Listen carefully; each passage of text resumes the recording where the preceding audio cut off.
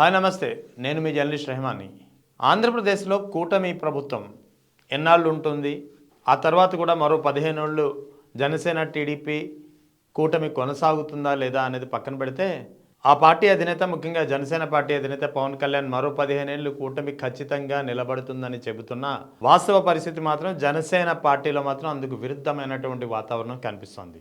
జనసేనలో కీలకమైన హోదాలో ఉండి ముఖ్యంగా మంచి వాగ్దాటి కలిగినటువంటి ఏదైనా సబ్జెక్ట్పై అనర్గళంగా మాట్లాడగలిగిన పార్టీ ఆవిర్భావం నుంచి ఉన్నటువంటి నేతలు మాత్రం ఒక్కొక్కరిగా జారుకుంటున్నారు. ఓవైపు పార్టీలో అసంతృప్తి పెళ్ళుబుకుతోంది, పార్టీలో తీవ్ర వ్యతిరేకత వస్తోంది. ముఖ్యంగా జనసేన వెంట ఏ సామాజిక వర్గం అయితే 2024 ఎన్నికల్లో పెద్ద ఎత్తున జనసేన వెంట నిలిచిందో, పవన్ కళ్యాణ్కు తోడుగా నడిచిందో ఆ వర్గంలో ఒక చీలిక కనిపిస్తోంది. ఇప్పుడు జనసేన పరిస్థితి అందుకు భిన్నం కాదు. జనసేనలో అసంతృప్తి పెద్ద ఎత్తున వ్యక్తమవుతోంది.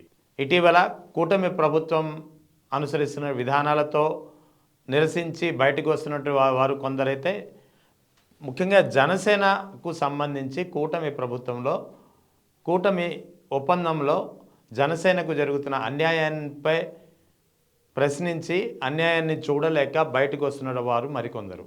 ఇక పార్టీ ఆవిర్భావం నుంచి ఉండి ఈ పార్టీ మరో 15 ఏళ్ళు చంద్రబాబునే సీఎం చూడాలనుకుంటూ ఉంటున్న తరుణంలో ఆ పార్టీ నుంచి బయటకు వస్తున్న వారు ఇంకొందరు ఉన్నారు. సో ఓవరాల్గా జనసేనలో చాలామంది కీలకమైనటువంటి నేతలు పార్టీ ఆవిర్భావం నుంచి, అంటే పార్టీ కష్టకాలంలో ఉంది. వాస్తవానికి 2014లో పార్టీ స్థాపించిన తర్వాత 2018లో బయటకు వచ్చింది, టీడీపీ నుంచి తెగదెంపులు చేసుకుంది. తర్వాత రకరకాల ప్రయత్నాలు చేసింది, కానీ 2019 ఎన్నికల్లో ఆ పార్టీ అధినేత పోటీ చేసిన 2 స్థానాల్లో ఓడిపోయారు. కేవలం ఒకే ఒక సీటు రాజోలు నెగ్గింది, రాపాక వరప్రసాద్. కానీ ఆయన కూడా తర్వాత వైఎస్ఆర్ కాంగ్రెస్ పార్టీ తీర్థం పుచ్చుకున్నటువంటి పరిస్థితి. సో ఓవరాల్గా జనసేన పార్టీ కష్టకాలంలో ఉన్నప్పుడు కూడా ఆ పార్టీ వెన్నంటి నడిచినటువంటి చాలామంది నేతలు ఇప్పుడు జారుకుంటున్నారు. వాస్తవానికి ఇప్పుడు అధికారంలో ఉంది జనసేన పార్టీ రాష్ట్రంలో. కూటమి అధికారంలో ఉన్నటువంటి కూటమి పార్టీలో ఒక పార్టీ మంత్రి పదవులు అనుభవిస్తున్నారు. ఆ పార్టీ అధినేత డిప్యూటీ సీఎంగా ఉన్నారు. సో ఇన్ని లబ్ధి పొందే అంశాలు, ఇన్ని ప్రయోజనాలు ఉన్నా సరే కీలకమైన నేతలు ఇక్కడ జనసేన నుంచి జారుకుంటున్నారంటే జనసేనలో అసలు ఏం జరుగుతోంది? పార్టీ పటిష్టం జరగడం లేదా? పార్టీపై నమ్మకం సన్నగిల్లుతోందా? పార్టీ పట్ల ప్రజల్లో విశ్వాసం పోతోందా అనే ఒక బలమైన వాదన గట్టిగా వినిపిస్తోంది. ఇటీవల కూటమి ప్రభుత్వం ఇటీవల జరిగినటువంటి పరిణామాలు అందరికీ తెలిసిందే. గుంటూరులో అంబటి రాంబాబు, జోగి రమేష్ ఇళ్లపై జరిగినటువంటి దాడి, ఆ ఇళ్లను నిప్పంటించినటువంటి పరిస్థితి. సో ఈ 2 క్రమాలతో పాటు అక్కడ ఫ్లెక్సీ పెట్టి వైఎస్ఆర్ కాంగ్రెస్ పార్టీ వర్గాన్ని రెచ్చగొట్టే ప్రయత్నం చేయడం, దీనికి వ్యతిరేకంగా తప్పు జరుగుతోంది, ఇది మంచిది కాదు, మీ కూటమి ప్రభుత్వానికి అధికారం కట్టబెట్టింది ఫ్లెక్సీలను కాపాడడానిక, ఓ పక్కన ఈ అంశంపై సుప్రీంకోర్టులో సిబిఐ నేతృత్వం వహించినటువంటి సిట్ దీనిపై నివేదిక ఛార్జిషీట్ అంశం తేల్చినా సరే దాన్ని కాదని ఇటువంటి నేరస్తులుగా వైఎస్ఆర్ కాంగ్రెస్ పార్టీ వర్గాల్ని చిత్రీకరించే ప్రయత్నం చేస్తూ ఫ్లెక్సీ ఏర్పాటు చేయడం ఎంతవరకు సమంజసం? అదే కాకుండా అంబటి రాంబాబు, జోగి రమేష్ ఇళ్లపై దాడి చేసి నిప్పంటించడం, ఇది సంస్కృతేనా, ఇది సాంప్రదాయమేనా అంటూ ఆమె పెద్ద ఎత్తున నిలదీసినటువంటి జనసేన అధికార ప్రతినిధి, ప్రముఖ లాయర్ రజనీ ఉదంతం అందరికీ తెలిసిందే. నిన్నటి నుంచి ఆమె చాలా వైరల్ అయ్యారు. ఆమె ముక్కుసూటిగా ఆమె మాట్లాడినటువంటి ప్రతి మాట అందరినీ కదిలించి వేసింది. ఎందుకంటే రజనీ మాట్లాడినటువంటి ఏ వీడియో మీరు తీసుకున్నా ఆ వీడియో కింద కామెంట్లు చూస్తే ఆమెకు ఎంత పెద్ద ఎత్తున మద్దతు లభిస్తుందో అర్థమవుతుంది. అటువంటి ఆమె ఇప్పుడు జనసేన నుంచి బయటకు వచ్చేస్తున్నాను, కేవలం పవన్ కళ్యాణ్ అభిమానిగా మాత్రమే ఉంటానంటూ నిర్మోహమాటంగా ప్రకటించింది.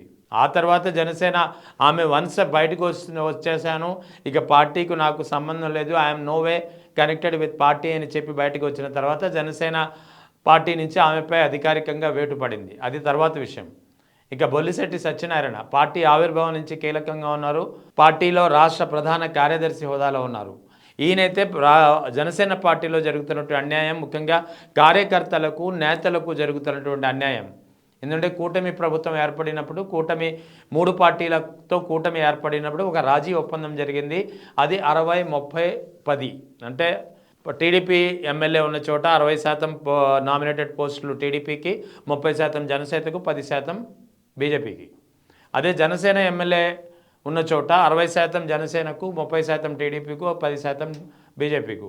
అదే బీజేపీ ఎమ్మెల్యే ఉన్న చోట 60% బీజేపీకు, 30% జనసేనకు, 10% టీడీపీకు. ఇది జరిగినటువంటి ఒప్పందం. కానీ ఒప్పందం అయితే జరిగింది, కానీ క్షేత్రస్థాయిలో ఎక్కడ జనసేన కార్యకర్తలకు, పార్టీ కోసం కష్టపడి పనిచేసినటువంటి నేతలకు ఎక్కడ ఆ పదవుల విషయంలో న్యాయం జరగడం లేదనేది ఆయన బహిరంగంగా వచ్చి వాపోయిన పరిస్థితి, ఆవేదన చెందారు. ముఖ్యంగా దీనికి సంబంధించి విశాఖ నార్త్కి సంబంధించిన ఒక ఉదాహరణ కూడా ఆయన చెప్పుకొచ్చారు. అంటే ఎప్పుడు పార్టీ శ్రేయస్సు కోసం, పార్టీ కోసం అంకితభావంతో పనిచేస్తున్నటువంటి కీలకమైన నేతలు ఒక్కొక్కరుగా బయటకు వస్తున్నారు. ఇటీవల ఏలూరు జిల్లాకు సంబంధించినటువంటి జనసేన అధికార ప్రతినిధి, పార్టీ ఆవిర్భావం నుంచి ఉన్నటువంటి గంగా సురేష్ కూడా పార్టీ నుంచి బయటకు వచ్చేసి ఇటీవల వైఎస్ఆర్ కాంగ్రెస్ పార్టీ తీర్థం పుచ్చుకున్నటువంటి పరిస్థితి.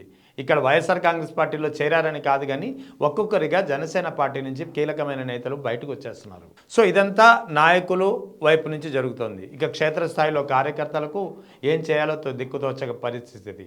కూటమి ప్రభుత్వం కోసం తమ అధినేత చెప్పాడని చెప్పి ఇష్టం లేకున్నా సరే తెలుగుదేశం జెండా మోసినటువంటి తమకు ఇప్పుడు తెలుగుదేశం ఎమ్మెల్యేలు, తెలుగుదేశం నాయకులతో చీత్కారాలు ఎదుర్కోవాల్సి వస్తుందనే ఒక ఆవేదన ప్రతి జన సైనికుడిలో కనిపిస్తోంది. ఇది క్షేత్రస్థాయిలో ఉన్నటువంటి విషయం. ఇక జనసేనాని పవన్ కళ్యాణ్ వైఖరి ఇటీవల తాజాగా ముఖ్యంగా ఈ జనసేనకు సంబంధించినటువంటి పార్టీ సమావేశం ఏర్పాటు చేశారు.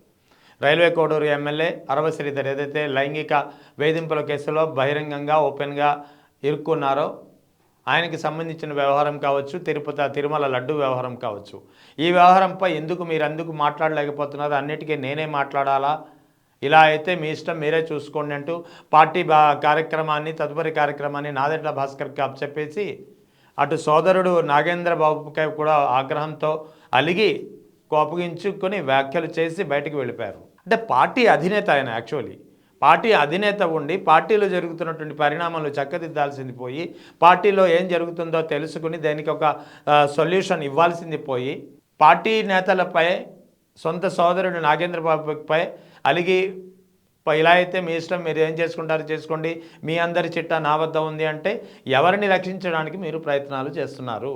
ఇక్కడ పార్టీలో ముఖ్యంగా కూటమి పార్టీపై తిరుమల లడ్డు విషయంలో ఒక అపప్రద నెలకొంది.